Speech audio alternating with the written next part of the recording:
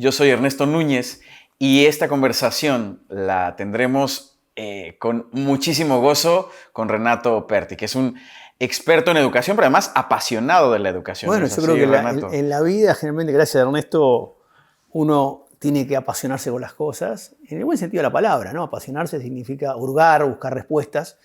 Y en educación, la pasión que tienen los educadores, los alumnos, todos nosotros como comunidad educativa es fundamental para poder progresar. Y una parte de esa pasión, creo, Sí, viene de los desafíos, ¿no es así? sí. Hablemos un poco, Renato, de los desafíos que tienen las escuelas, las instituciones. Más que nunca la educación y el currículum en particular es un compromiso con el futuro o con los futuros. Y ahí quizás lo que primero que tenemos que entender todos nosotros, y nos cuesta naturalmente, es en qué contexto estamos situados hoy de mundo. Hasta hace pocos años todos pensábamos que los cambios eran cambios en la vida de cada uno de nosotros, en la educación en particular, incrementales. Había cambios, pero que eran relativamente manejables. Hoy por hoy el cambio se ha vuelto lo que se llama en el mundo disruptivo. Eso fue fundamentalmente a partir de la cuarta revolución industrial, que es la revolución industrial que surge fundamentalmente a partir del 2012, 2013, un poquito antes, y se va escalonando en esos años, que aparece esta idea de la disrupción. La disrupción es cuando los cambios, en vez de ser incrementales, como decías, son exponenciales, son sistémicos, afectan todo el orden de la vida, son complejos, son impredecibles e inciertos, pero no podemos vivir fuera de esos cambios. Con lo cual, nosotros hoy tenemos un desacople, un desajuste entre una educación pensada para cambios incrementales y un mundo de cambios exponenciales. Wow. Nosotros veníamos de una herencia y de una tradición educativa que respondía a estos cambios incrementales, progresivos, ordenados, incluso que nos daban tranquilidad y nos acomodábamos más o menos rápido. Conforme iba avanzando el mundo, nosotros en la escuela nos fuimos acoplando. Y de pronto llega esta cuarta revolución industrial y nos cambia, fuera de los muros de la escuela, nos cambia todo, nos cambió la vida.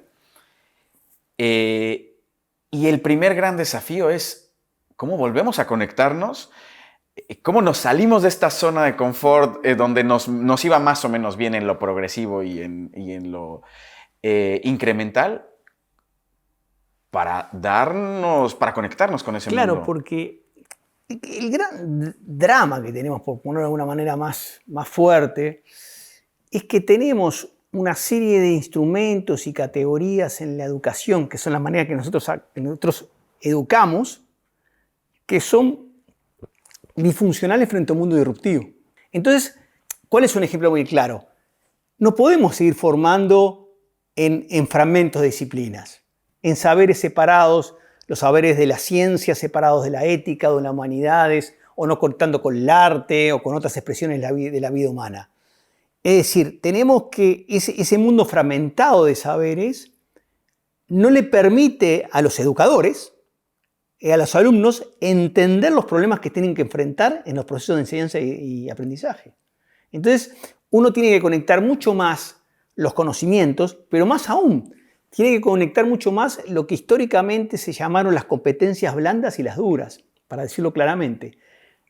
Generalmente la educación formaban competencias duras. ¿Qué eran las competencias duras? Era una visión muy reduccionista de los saberes, de pensar que lo duro era las matemáticas y la ciencia, y el resto era no duro. Y que las competencias blandas eran la capacidad de pensar, la capacidad de razonar, la capacidad de empatizar con el otro, de conectar, de relacionarse, de vincularse. Entonces, hoy por hoy se sabe muy bien que las personas tienen que conectar los conocimientos de lo que son las ciencias, las matemáticas, la lengua, con la capacidad de expresarse, con la capacidad de comunicación. Es decir, por ejemplo, cuando uno trabaja la alfabetización en la lectura y la escritura, que es un tema que pone una particular énfasis porque la lectura profunda es fundamental para que la persona pueda razonar. Bueno, cuando uno trabaja la lectura profunda, trabaja la capacidad de expresión de la persona. Entonces, no hay tal diferenciación entre lo blando y lo duro. Entonces, cuando se trabaja la lectura profunda, cuando se trabaja las lecturas profundas, porque se sabe que las lecturas profundas son fundamentales para trabajar la atención del alumno, y se sabe que si se trabaja la atención del alumno se trabajan mejor los aprendizajes, porque no hay aprendizaje sin atención. Y eso tiene que ver con trabajar la capacidad de cómo uno verbaliza una idea, cómo la comunica, cómo hoy nosotros estamos enfrentados en nuestra entrevista, en nuestro diálogo, a una relación entre lo blando y lo duro histórico. El conocer las temáticas y a la vez la capacidad de expresarlas de una manera convincente, esperemos que sí, y amigable para que la gente pueda no imitarlas ni reproducirlas, sino generarles el pienso para que ellas mismas puedan producir sus propias ideas. Y eso, Renato, es que me parece, otra vez, una luz para la práctica de nuestros colegas docentes. Porque incluso en el histórico pensamos en esta disociación, en esta separación, que el maestro de matemáticas pone poca atención en la lectura, porque esto es matemáticas, ¿no? Y la lectura es repertorio, y es lenguaje, y es capacidad de expresión, pero además es capacidad de argumentación. Entonces veo por un lado, primero, que efectivamente la lectura, que es lenguaje, que es repertorio, tiene que tener presencia en todas esas áreas que generalmente las dejaron en una esquina, en una frontera, pero que luego al mismo tiempo eso se humecta de un currículo, de ese llamado, el famoso currículo socioemocional, ¿no? Donde viene la empatía, viene la conexión primero con uno mismo, pero luego lo social de lo emocional. Es decir, esa es una visión que enfrenta directamente a esos desafíos que estamos hablando. Totalmente, lo pusiste en una visión por lo más desafiante y transformacional de la educación. Voy a tratar de construir sobre lo que vos dijiste. El primer punto es que se trata de conectar los conocimientos para atender la complejidad de los temas. Eso ya lo hemos visto. Segundo, se trata de superar la diferenciación entre lo socioemocional y lo cognitivo. Por eso se habla de la naturaleza emotiva o emocional de los procesos cognitivos y la naturaleza cognitiva de las emociones. Wow. Y creo que escuchamos mucho del primero y poco del segundo, claro. Entonces lo socioemocional, que la pandemia fue la que nos advirtió más crudamente de la relevancia que tenía considerar a la persona como un todo indivisible, que es justamente considerar sus emociones y su bienestar, que no es una idea nueva en el currículum. Si uno lo ve históricamente, por ejemplo, en los países nórdicos europeos, ellos introducen hace mucho tiempo atrás el concepto del bienestar del alumno. El concepto del bienestar del alumno, que es un concepto multidimensional, es el bienestar cultural, el bienestar social, el bienestar emocional, con uno mismo y con los otros, la capacidad de confianza, lo ha mostrado la OCDE, los estudios, la OCDE, que del EPISA, por ejemplo, que los alumnos que tienen más confianza en sí mismos son los que más aprenden.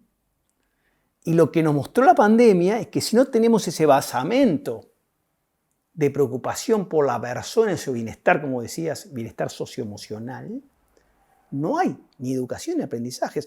Y más te diría, no es solo el bienestar socioemocional de los alumnos, de los educadores, porque muchas veces dejamos al educador en esta conversación sin entenderlo. Déjame hacer un par de... voy a traer algunos hilos para hacer un tejido.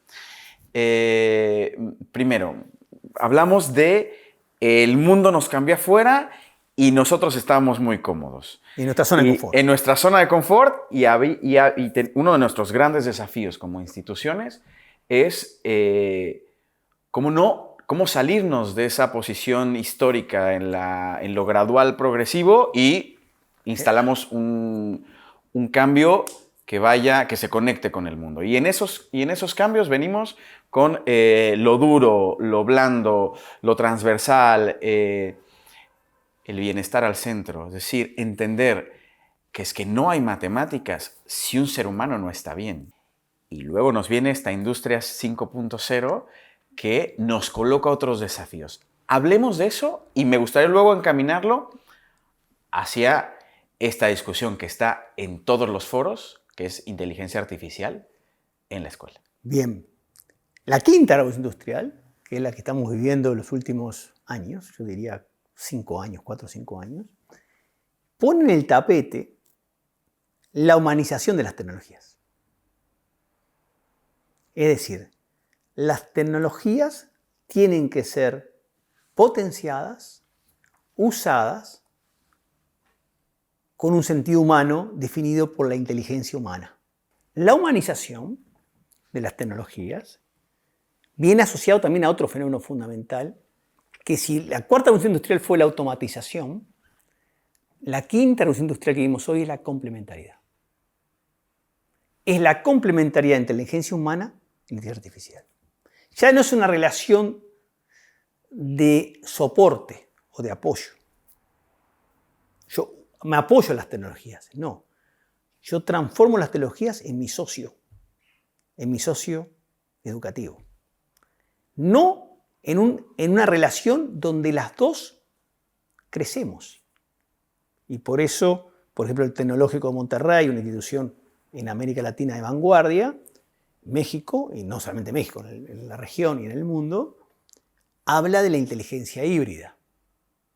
La inteligencia híbrida es la inteligencia artificial que es aumentada por la inteligencia humana, y la inteligencia humana que crece en la interrelación, en el diálogo y en la construcción colaborativa con la inteligencia artificial. Pero que para que esa inteligencia híbrida pueda desarrollarse, pueda explayarse, hay dos elementos centrales a tener en cuenta, por lo menos. Uno es recobrar el sentido de lo que es específico y singular de la inteligencia humana, que es justamente la capacidad de movilizar a la vez emociones, valores, comprensión. La inteligencia artificial no comprende. La inteligencia artificial conecta, la generativa conecta datos cada vez más sofisticado, logra mantener una conversación con la inteligencia humana, pero la hace sobre la base no de valores que va construyendo, de emociones que construye. En todo caso, la inteligencia artificial refleja los valores de quien la elaboró, de los productores. Es toda una discusión que en el momento se podemos tener. O sea, el primer elemento es la singularidad humana. Y el segundo elemento es lo que vos has dicho alguna vez también, sobre el tema de la capacidad de preguntar. O sea, la inteligencia artificial crece si la inteligencia humana le pregunta bien. ¿Y qué es preguntar bien? Preguntar bien es la capacidad de elaborar las preguntas que vayan a lo más complejo y más duro de un problema que uno quiere atacar. Y voy a retomar una idea que pusimos en la conversación anterior sobre el pensamiento crítico y ahora en contraste con la inteligencia artificial. Que nosotros hablábamos de no hay un pensamiento crítico solo en el raciocinio cognitivo y la individualidad. Exactamente. La expresión del pensamiento crítico sucede en lo colectivo, en el diálogo y en un ámbito más social. ¿Qué sucede cuando ese diálogo y esa expresión del pensamiento crítico acontece o sucede ahí, en ese espacio que es la inteligencia artificial generativa? ¿Cómo un educador de aquellos que hablamos, que están en el terreno de juego, ve potenciada su práctica con inteligencia artificial generativa? La ve potenciada en varios aspectos. La ve potenciada en tener un cuadro, una visión de conjunto sobre los temas que trabaja, porque puede de alguna forma obtener diferentes fuentes y conocimientos sobre el tema que trabaja. Puede también tener la posibilidad del contraste de perspectivas, que no es menor en lo que estamos hablando. Porque los temas en educación, como en cualquier, no son temas siempre zanjables. De sí o no, no. Siempre hay diferentes matices. Puede también apostar a los matices. Y sobre todo pensando en esta idea que colocabas de el todo indivisible. El todo indivisible, exacto. Sí. Y puede hacer algo fascinante, Ernesto, que es, me parece, llegar a un conocimiento integrado del tema que aborda para hacer que el alumno desarrolle todo su potencial de excelencia. Porque, ¿qué sucede? La educación inclusiva, históricamente nuestra manera de ver la educación inclusiva era que algunos alumnos eran considerados especiales, otros no, que, en fin, que había alumnos que necesitaban apoyo, otros no. Bueno, todo ese... Hoy, el concepto de educación inclusiva que la UNESCO, la OEI han trabajado a nivel de la región, es que la educación inclusiva es la capacidad de los sistemas educativos y los educadores de descubrir y apoyar el potencial de excelencia de cada persona. La inteligencia artificial puede ser un magnífico surtidor de ideas y de oportunidades que los educadores utilicen para potenciar la inteligencia de la persona. La inteligencia artificial puede ser un elemento que interpela al educador en la búsqueda de interpelar al alumno, de autointerpelarse para interpelar al alumno, claro, y de uso de las tecnologías en ese sentido. Yo creo que en eso no hay umbrales. El desafío es como lo que está planteándose Summon hoy día, de buscar dar espacios y oportunidades para que eso ocurra, que significa pasar de una relación de las tecnologías como soporte a una relación de complementariedad y de socio en el desarrollo educativo. Esa me parece... En Summon apostamos por... No creemos que necesitamos más pantallas. Creemos que necesitamos más tecnología. Notable. Como socio. Como socio no necesitas más pantalla. Lo que necesitas es que la tecnología sea un elemento que permita al alumno hurgar en las respuestas. Necesitamos más. Y eso empieza desde los docentes. Es decir, los docentes. Cuando hablamos de abandonar la pedagogía de las respuestas y abrir la pedagogía de las preguntas, que es además, se entiende fácil, que es la pedagogía del prompt, ¿no? Es la pedagogía de cómo saber, hoy tan de moda el prompt, ¿no? ¿Cómo puedo hacer buenas preguntas? La primera sociedad que se establece es con el docente. La inteligencia artificial y el docente, ¿en qué preguntas puedo traer a este grupo de alumnos que tienen estas condiciones? ¿Qué tipo de pregunta puedo traer? Dos cosas quiero decirte, porque dijiste algo que me parece bien importante. Pasar de las pedagogías de las respuestas a la pedagogía de las preguntas. Yo agregaría, pasar de la pedagogía de las corrientes y de los modismos a la pedagogía de las necesidades de aprendizaje de los alumnos.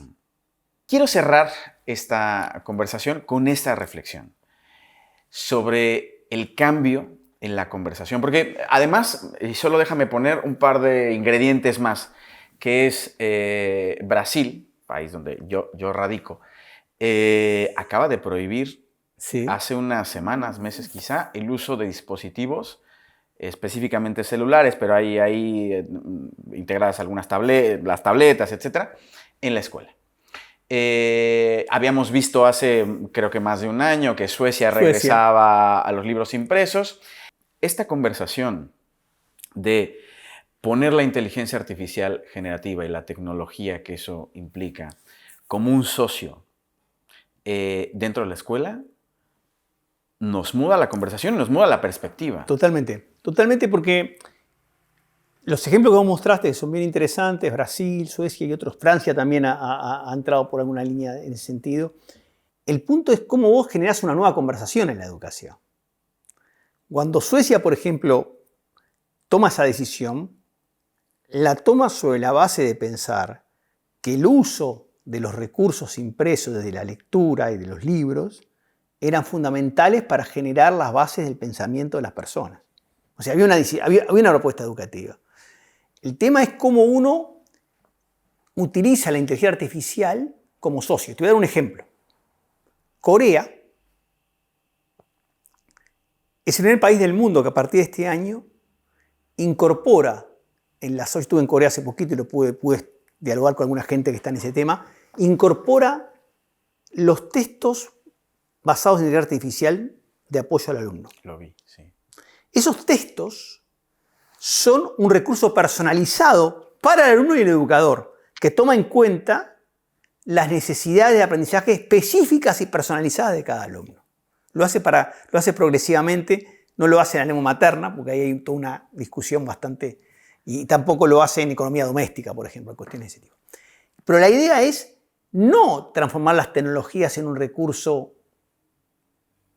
separado de la educación, sino las tecnologías como un recurso educativo que utilizan ellos en la idea de socio para el nuevo paradigma educativo. ¿Cuál es el nuevo paradigma educativo? El docente se dedica principalmente a ser un tutor del alumno, a ser un mentor del alumno, a ser un creador de contenidos, a ver sus necesidades, y el alumno trabaja mucho más en la resolución de problemas. Y es dar una luz y una esperanza sobre, además, la tan deseada personalización del aprendizaje. Totalmente. Y nuevamente recolocar la figura del docente, que es además un adulto confiable. Es un adulto confiable, es un referente, es un orientador, es un facilitador, es un mediador, es un creador. Y que coagencia con el alumno. Coagencia la educación con el alumno. Te agradezco muchísimo, Renato, estas reflexiones. Y voy a dejar un brevísimo spoiler sobre nuestra siguiente conversación, que me gustaría hablar contigo, compartir ideas, generar conversación sobre lo blando, lo líquido, la semántica, los ritos, los símbolos dentro de la escuela. Así es que... Me parece fascinante. Muy bien. Muchas gracias. Nos vemos en el siguiente episodio de Las Conversaciones Sumun.